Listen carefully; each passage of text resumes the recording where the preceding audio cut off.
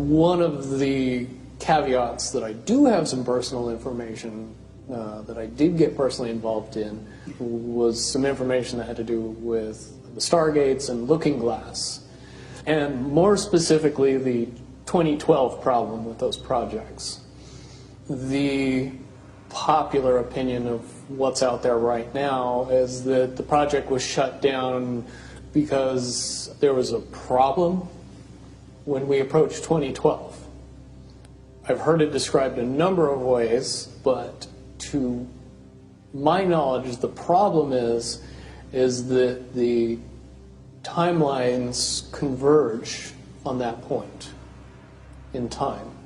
And when you know enough about the Stargate projects and the Looking Glass project to know how string theory works and how the possibility of possibilities works and how making one choice over here doesn't necessarily mean that the other choice couldn't exist at the same time.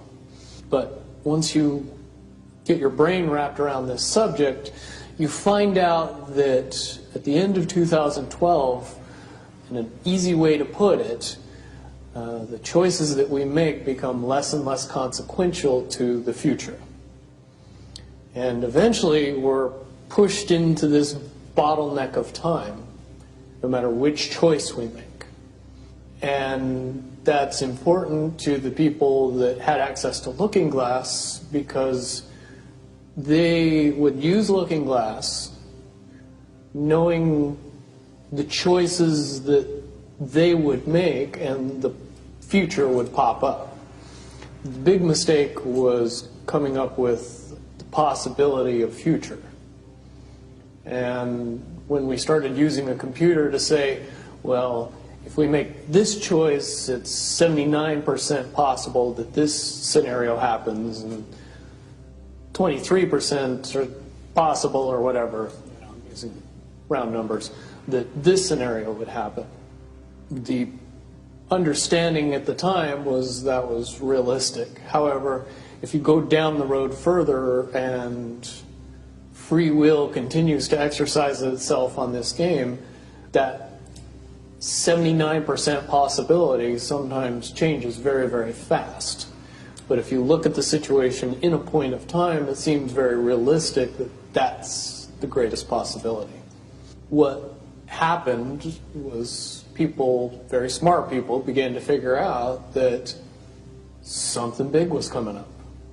Something that made it so all the possibilities of all the future scenarios of any choice, any possibility that was fed in and observed through the Looking Glass inherently ended up in the same future. And no decision, no possibility changed past a certain point.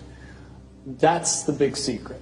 All possible timelines lead to the same basic set of history in the future. That is what sends everybody that has all of the information, that knows everything, into a blind panic. The people that know everything about Looking Glass, that have gotten all the reports and all the information, the elites of the world, probably figured out that that was the end of the game. And nothing could be manipulated beyond that point. When I was in the military, it would have been before '97 when I got in trouble. One of my particular areas that I was amazingly intuitive about is problem solving / mission planning, or more specifically, taking a bad mission and fixing it. Certainly knowing how string theory and possible futures works makes it so you can work your mind very quickly to see the reality of what's happening and decide what decisions need to be made to change it for a particular outcome. At a certain point, after they're done hearing the computer tell them this is what's going to happen over and over and over and over again, all they become focused on is how do we fix it? What I do know is that I was called in and asked to solve this problem, this timeline contraction problem. And I eventually did my due diligence and did all the investigating and basically only had one piece of information, and that was reinforcement. The computer's right. The timelines will contract down to some inevitable thing. There is an inevitable event. It's been forecast, it's been predicted, it's been fed to us in a slop trough of what they want us to believe will happen. They don't actually have control over what happens. They only have control over the reaction, and it seems that no matter what they try to do to cause their desired reaction, it's going to have an opposite effect. Much, much easier for me to explain today what that process is as opposed to back then. If I had to give it a name, I would say it's the awakening process.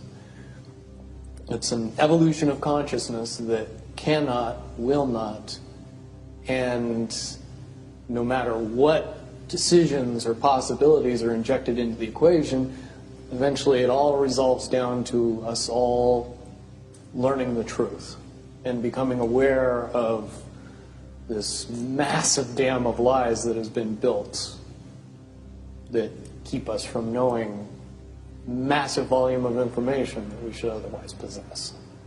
Essentially what happened with Looking Glass, not only did they not want people to use it anymore because they knew it was just going to burp out the same thing, but at the same time they didn't want anybody else to know what it was saying, I'm sure.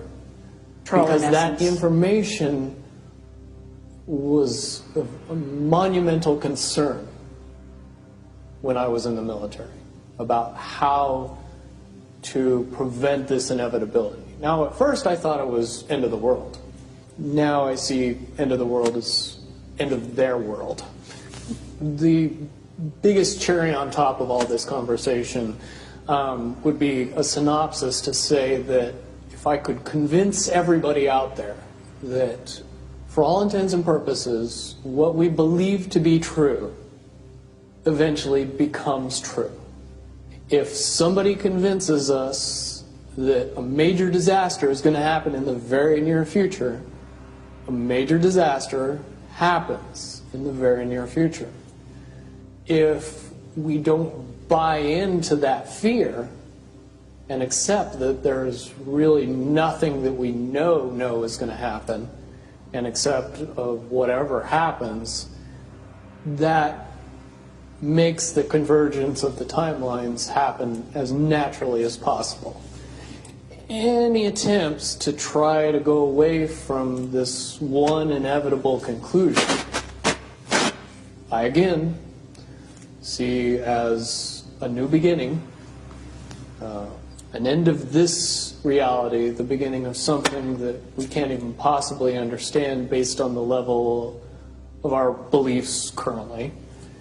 But when all that information comes flooding out, there's going to be no denying what's true and what's a lie or what's illusion. Basically what we're experiencing right now is two master chess players sitting at the board. And one of them looks down at the board and sees that he's in checkmate in 7 moves. And he looks across at his opponent and he knows that his opponent sees it too. So there's no getting out of it. So at this point, the loser can only prolong the game.